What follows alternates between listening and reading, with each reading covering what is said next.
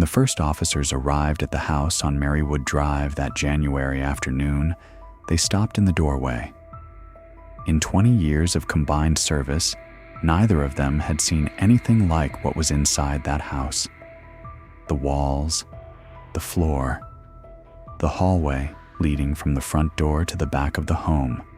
Everything told the same story, and the story was so extreme, so incomprehensible, that one of the officers had to step back outside and stand on the porch for a moment before he could re-enter. There were 4 victims: a woman, her young son, a family friend who had simply been visiting that afternoon, and a toddler, 22 months old, who was missing entirely. The search for him would last 2 months. The crime scene technicians who processed that house documented evidence of things that veteran homicide detectives, FBI profilers, and forensic specialists would later describe, uniformly and with no trace of exaggeration, as the most disturbing they had encountered in their careers. Not the most violent, not the most premeditated, the most disturbing. There is a difference. What happened in that house was not the work of someone who had planned carefully and executed ruthlessly. It was the work of someone whose mind had left the shared reality that the rest of us inhabit and had not come back. Now here is the part that should make you stop. The man who did this lived less than a mile away. He had been living there for months.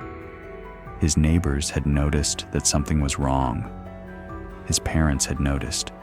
Psychiatric staff at 2 separate facilities had raised serious concerns about what he was becoming. The FBI, when they were eventually called in, would build a psychological profile of the unknown suspect so precise that it matched the actual perpetrator in nearly every detail, and none of it stopped him.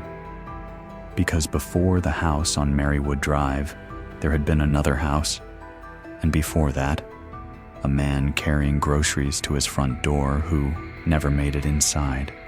6 people in 30 days, all of them strangers to their killer, all of them chosen by a method so bizarre, so detached from rational thought, that when the FBI profiler finally sat across from the man responsible and heard him explain it, calmly, clearly, as though it made complete sense, he sat in silence for a long moment before he wrote a single word in his notebook. His name was Richard Trenton Chase. He was 27 years old. He believed that his blood was turning to powder. He believed that UFOs operated by Nazi scientists were draining his body from the sky, and he had found what he was convinced was the only available cure. This is the story of the Vampire of Sacramento.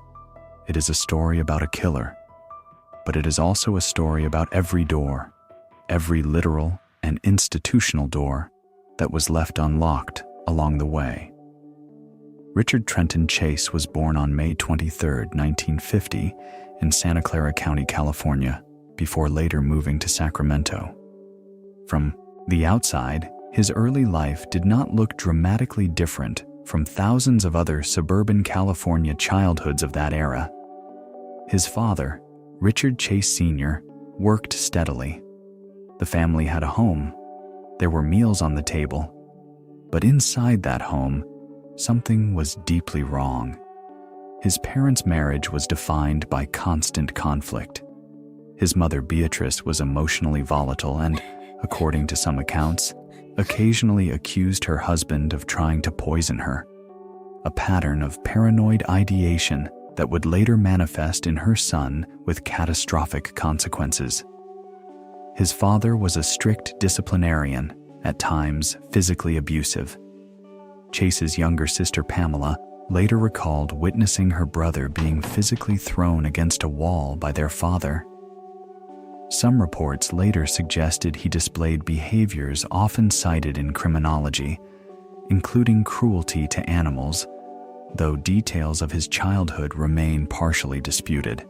What is consistently documented is that Chase, tortured, and killed animals from a young age, not out of impulsiveness, but with a detached, methodical interest that disturbed those around him. As an adolescent, Chase developed a reputation as a heavy user of marijuana, LSD, and alcohol. He dropped out of college in 1971 after achieving unremarkable grades and maintaining virtually no social connections. He was a loner, not the shy, quiet kind, but the kind that made people actively uncomfortable. Former classmates later recalled him as someone you avoided without being able to explain exactly why. Around this time, the delusions began in earnest. Chase became convinced that his heart was periodically stopping. He believed that his pulmonary artery had been stolen. He was certain, with the full, unshakable conviction of someone whose mind had completely severed its connection from reality, that his blood was turning to powder inside his body. This was not a metaphor. This was not depression. This was active, clinical, paranoid psychosis, and it was becoming more severe with each passing year. He moved out of his parents' home because he believed his mother was poisoning him.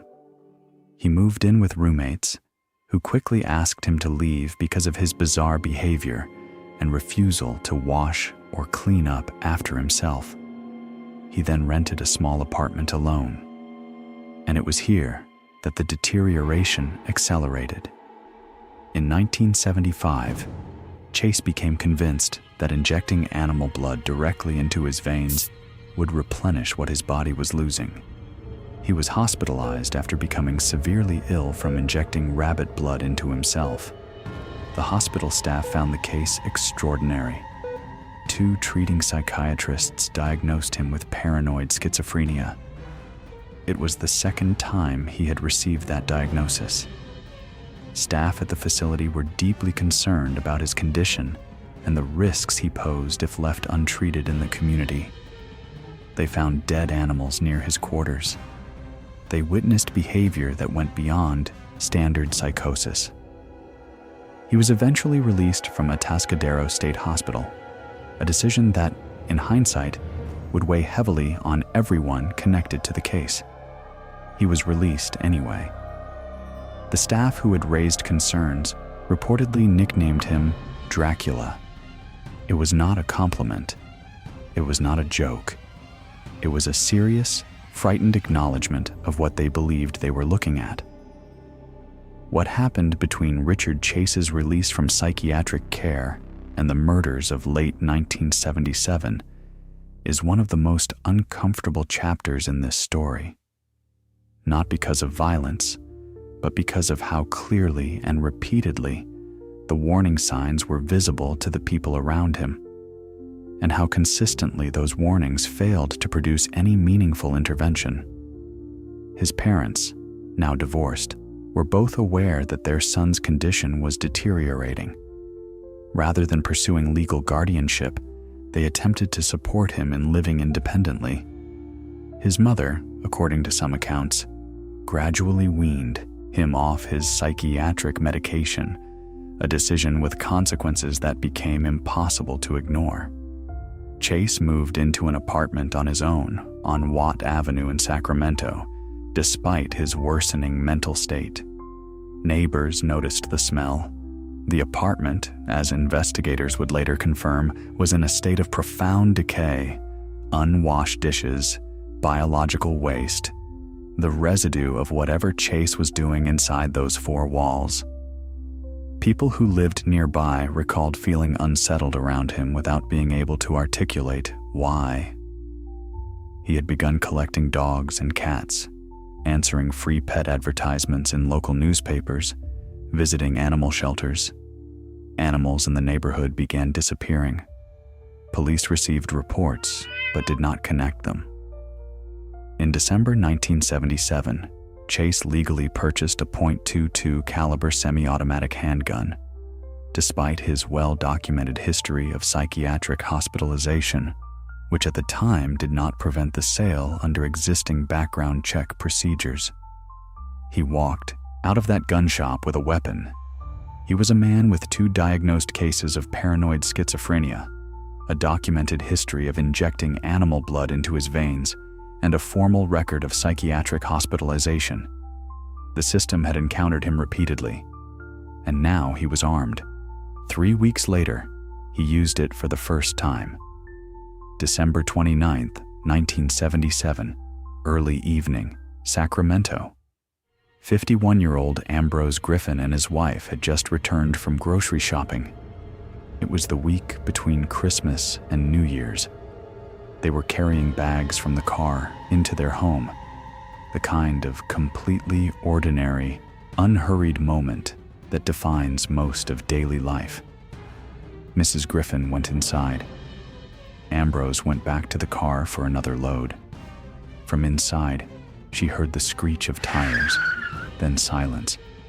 Then she found her husband on the ground in front of their home, shot in the chest. Ambrose Griffin was shot on December 29th and died several days later in hospital. He had never met Richard Chase. Chase had never seen him before. He had simply been driving, seen a man standing outside in the evening light, and fired. The Sacramento police treated it initially as a random shooting, possibly gang-related, possibly a drive-by with a specific target they hadn't yet identified.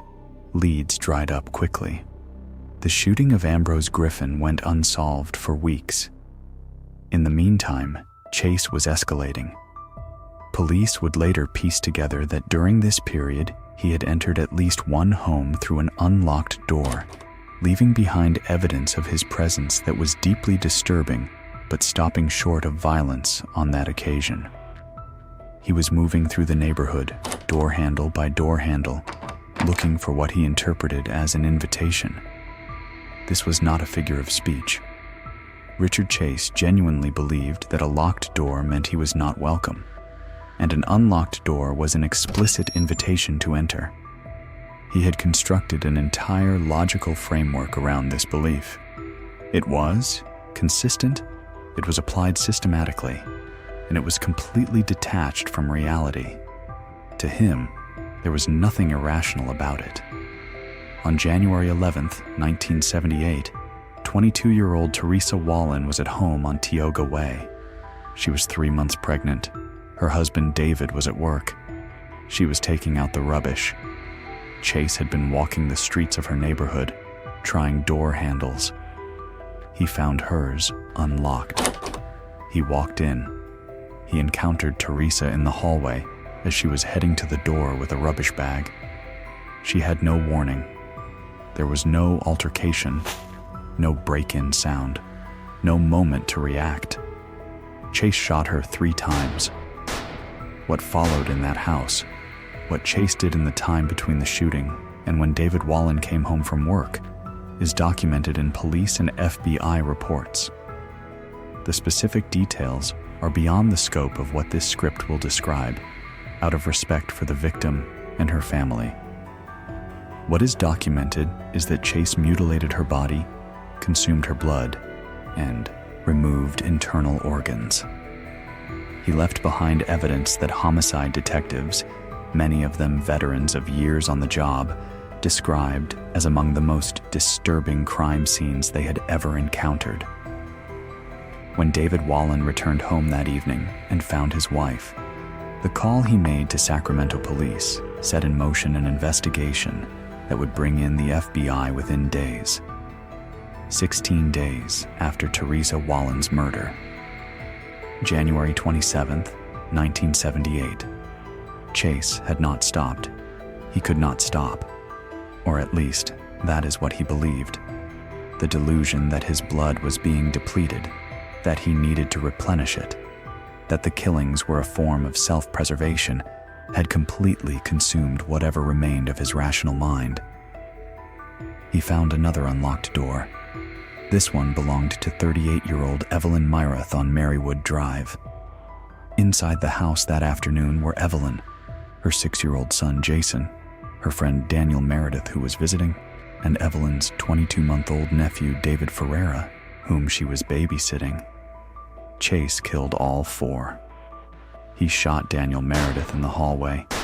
He shot Evelyn and Jason. What he did afterward, the mutilation, the consumption of blood, the state in which the bodies were found, is recorded in Sacramento Police Department case files and in FBI documentation. The scene was so extreme that it prompted Sacramento investigators to immediately escalate their request for FBI assistance.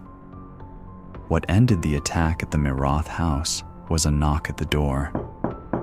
A 6-year-old girl from the neighborhood had a play date scheduled with Jason Miroth. When he didn't arrive to meet her, her parents sent her to check. She knocked. Startled, Chase fled through the back of the house, taking David Ferreira's body with him in Daniel Meredith's car. The little girl, seeing something disturbing through the window, went to a neighbor. The neighbor entered the Miroth house and found the bodies. The police were called. Inside the bathroom, investigators found evidence suggesting Chase had begun to mutilate the toddler's body before the knock at the door interrupted him. The child was missing. A citywide search for David Ferreira began immediately. His body was found on March 24, 1978, 2 months later, in a cardboard box near a church in a residential area of Sacramento. He was 22 months old. The names of the 6 people Richard Chase killed deserve to be remembered clearly, stated plainly, without being subsumed into the clinical language of the investigation. Ambrose Edward Griffin, 51 years old. Teresa Lynn Wallen, 22 years old and 3 months pregnant. Daniel J. Meredith, 52 years old. Evelyn Elizabeth Miroth, 38 years old. Jason Bradford Miroth, 6 years old. And David Michael Ferreira, 22 months old. Sacramento's homicide detectives had never encountered anything like what they were documenting. After the Wallen murder, Sacramento-based FBI Special Agent Robert Ressler and Agent Russell Vorpagel sat with the crime scene photographs, the forensic reports, and the evidence logs. They constructed a psychological profile of the unknown suspect that was, in retrospect, startlingly precise. The profile stated, the killer was a white male, between 25 and 27 years of age. He was single, unemployed, and a classic loner. He was physically undernourished, with a history of extensive drug use. He was suffering from 1 or more forms of paranoid psychosis. He had likely begun developing mental illness around the age of 15, and the severity of that illness had been increasing for 8 to 10 years. He did not care about evidence. He would not try to clean up after himself. He would live close to the crime scenes. His residence would be filthy. And if he was not caught immediately, he would kill again. The profile was shared across Sacramento law enforcement. Officers were told, look for someone who looks like a vagrant, who lives nearby, who appears severely mentally ill. The profile was so specific and the concerns so acute that it was passed from department to department as an active operational warning. This is the origin of the detail that became part of the case's legend. Police were actively warning each other about this offender, not just issuing a generic bulletin, but genuinely alerting colleagues that something unprecedented was operating in their city. The tip that broke the case open came from an unexpected direction. Nancy Holden was a former classmate of Chase's. The day after the Miroth murders, she was driving through Sacramento when she saw a man walking along the street. He was thin, extremely thin. His clothing was dirty and stained. His eyes had a quality she later struggled to describe other than to say it frightened her immediately. She recognized him. It was Richard Chase. She drove away. Then she called the police. Holden told investigators that Chase had approached her at a shopping center sometime before the murders. He had been wearing an orange ski parka. He had been behaving so erratically that she had ended the encounter as quickly as possible. Now, thinking about the news reports and the description of the suspect, she made the call.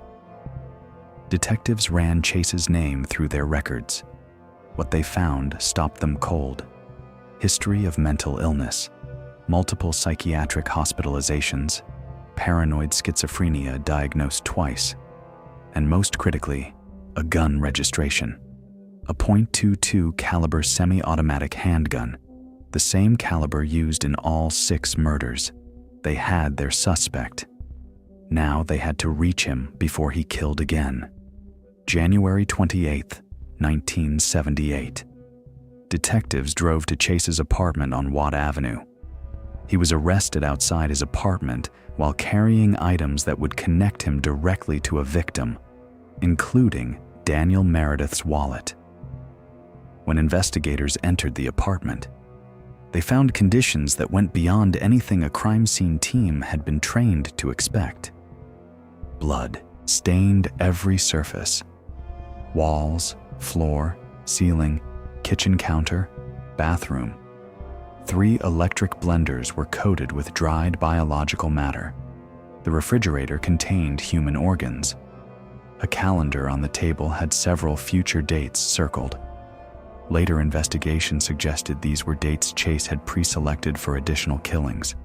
On the table, alongside the calendar, were newspaper advertisements for free dogs and cats, circled.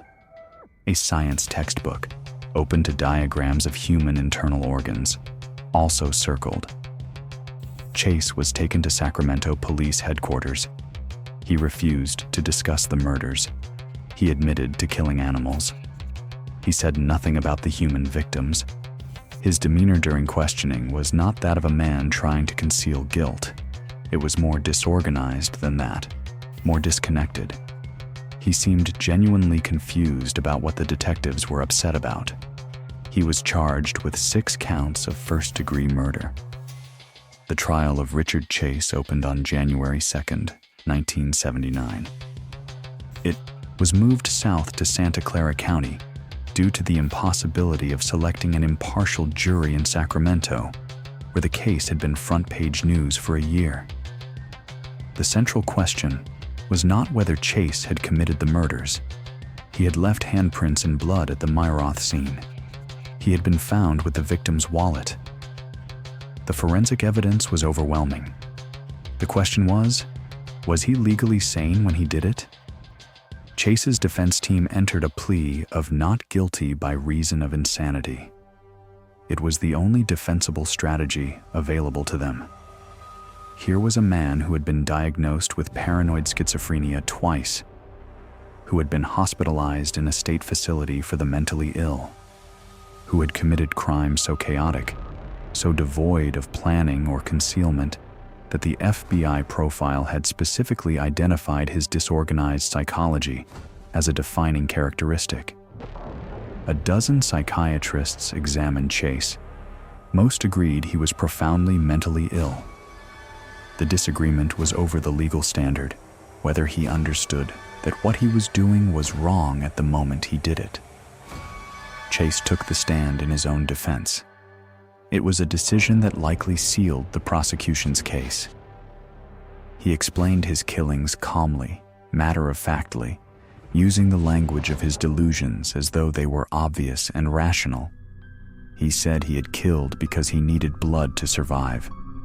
He said UFO death rays were depleting his supply. He said the killings were, in his legal analysis, justified self-defense. The jury deliberated for 5 hours. They returned verdicts of guilty on all 6 counts of first-degree murder. On May 8, 1979, Richard Chase was sentenced to death. He was sent to death row at San Quentin State Prison. Shortly after his arrival at San Quentin, Chase agreed to be interviewed by FBI profiler Robert Ressler. The sessions that followed became some of the most extensively documented interviews in the history of criminal psychology, and Ressler later wrote about them in his book, Whoever Fights Monsters. What emerged from those interviews was a portrait of a mind so thoroughly consumed by delusion that conventional categories of evil or malice barely applied. Chase genuinely believed every word he was saying. He was not performing. He was not manipulating. He was explaining, with the earnest clarity of someone who could not understand why others found his reasoning difficult to follow. He told Ressler that his blood had been turning to powder, that this process had been initiated and was being maintained by UFOs equipped with death ray technology, that Nazi scientists who operated these craft were targeting him specifically, that the CIA and the Mafia were also involved in ways he was still working out, and that killing his victims and consuming their blood was the only available treatment for his condition, a treatment he had arrived at through his own logic, which he found completely sound. He told Ressler, "So you see, Mr. Ressler, you see very clearly that the killings were in self-defense." He also explained his method of selecting victims. He said he walked down streets testing door handles. If the door was locked, that meant he was not welcome. If the door was unlocked, that was an invitation. Let that sit for a moment. 6 people are dead, and the explanation for why those particular 6 people died is their doors were unlocked. During one interview, Chase handed Ressler a plastic cup containing macaroni and cheese from the prison cafeteria. He told Ressler that the prison staff were poisoning the food and asked him to have the FBI laboratory in Quantico analyze the sample. Ressler took the cup, thanked him, and later disposed of it. He noted in his documentation that Chase showed no signs of understanding the absurdity of the request. Ressler attempted to have Chase transferred to the psychiatric ward during this period. The prison complied briefly, then returned him to the general population on death row. Other inmates on death row were reportedly so disturbed by the details of Chase's crimes that they urged him repeatedly to kill himself. It was an unusual dynamic, even in the context of a facility housing the state's most convicted killers. Chase began writing letters to Ressler and other investigators. The letters grew increasingly elaborate over time. UFO technology, Nazis and submarines, radar systems the FBI could use to track the craft he believed followed him everywhere. He never showed any remorse for the murders.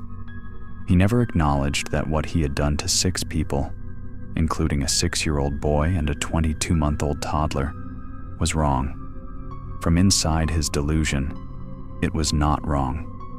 It was survival. On December 26, 1980, a guard conducted a routine safety check of death row at San Quentin. He spoke to Richard Chase through the cell door. No response. He was told to move. No response. The cell was opened. Richard Trenton Chase was found lying on his bunk, dead. He was 30 years old. He had been stockpiling his antidepressant medication, a drug called Sinequan, for weeks, refusing to swallow the doses administered to him, hiding them instead. When he had accumulated enough, he took them all at once. Sacramento detective Ray Biondi, who had led much of the original investigation and who had spent years living with the details of what Chase had done to 6 people in 1 month, wrote about the moment he learned of Chase's death. He noted the irony in the way Chase died, poisoned as he had always feared he would be, but by his own hand. And then he wrote something much simpler and much more honest. He was just relieved Chase was gone. It is worth pausing on that. Ray Biondi was a homicide detective. He had seen things in his career that most people will never see. And the death of Richard Chase produced in him not satisfaction, not triumph, not grief, just relief. That says something about what this case was and what it cost the people who investigated it. The story of Richard Chase is not, in the end, primarily a story about a monster. It is a story about failure, specific, documented, traceable failure that occurred at multiple points over more than a decade. A child showed early signs of serious disturbance and received no effective intervention. A young man descended into florid psychosis and was hospitalized, diagnosed, and released back into the community without adequate support. Staff at the facilities that treated him were deeply worried about what would happen, and were not wrong to be. He was weaned off his medication. He was left to live alone, and when he walked into a gun shop with a documented psychiatric history, the system that should have flagged him did not. The FBI profile that Robert Ressler and Russell Vorpagel built after the Wallen murder was accurate to a degree that was almost extraordinary. They described Chase in terms that matched him almost perfectly before they knew his name.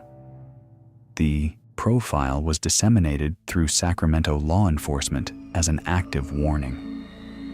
Officers were alerting each other with a specificity that reflected genuine alarm, not routine procedure. But the warning came after the first murders. The systems that might have prevented those murders, psychiatric care, medication oversight, firearms background checks, had already failed. Robert Ressler later said that Chase was among the most disturbed individuals he had encountered in his entire career interviewing serial killers. This was a man who had interviewed Ted Bundy, Jeffrey Dahmer, John Wayne Gacy, and he specifically identified Chase as occupying a category defined by the totality and completeness of his psychotic break from reality. The FBI still uses the case of Richard Trenton Chase as a primary teaching example of the disorganized serial killer, a profile category defined by the absence of planning, the presence of extreme psychosis, and the chaotic nature of the crime scenes. The case is taught not just as a study in violence, but as a study in what happens when every layer of protection against that violence is removed or fails. 6 people died in Sacramento in the span of 30 days. Ambrose Griffin, 51, who was carrying groceries. Teresa Wallen, 22, who was 3 months pregnant. Daniel Meredith, 52, who was visiting a friend. Evelyn Maroth, 38, her son Jason, 6 years old, and David Ferreira, 22 months old. None of them knew Richard Chase. None of them had any connection to him. Their only relationship to their killer was geographic. They lived near him, and their doors were unlocked. There is one thing Robert Ressler wrote about this case that has stayed with investigators, criminologists, and the general public ever since. He asked Chase directly, in one of their final interviews, how he had chosen his victims. Chase looked at him and said, "If the door was locked, that means you're not welcome." Ressler wrote about this exchange for the rest of his career. He used it in training sessions. He quoted it in books, not because it was dramatic, but because it was the clearest possible illustration of what paranoid psychosis at its most extreme actually looks like. A logic that is internally consistent, carefully applied, and completely severed from the reality that the rest of us inhabit. 6 people did not lock their doors one day, and that was the only reason they died. If this story leaves you with anything, let it be this: the systems we build to identify and support people in the grip of serious mental illness exist for a reason. When those systems fail, when warning signs go unheeded, when medication is stopped, when oversight is inadequate, the consequences are not abstract. They are 6 names, 6 ages, 6 empty chairs at someone's table. The Vampire of Sacramento is gone. But the questions his case raises about mental illness, institutional failure, and the gaps between diagnosis and consequence have never been fully answered. If you found this documentary valuable, Please subscribe and share. New episodes every week. All sources for this script are documented in the description below.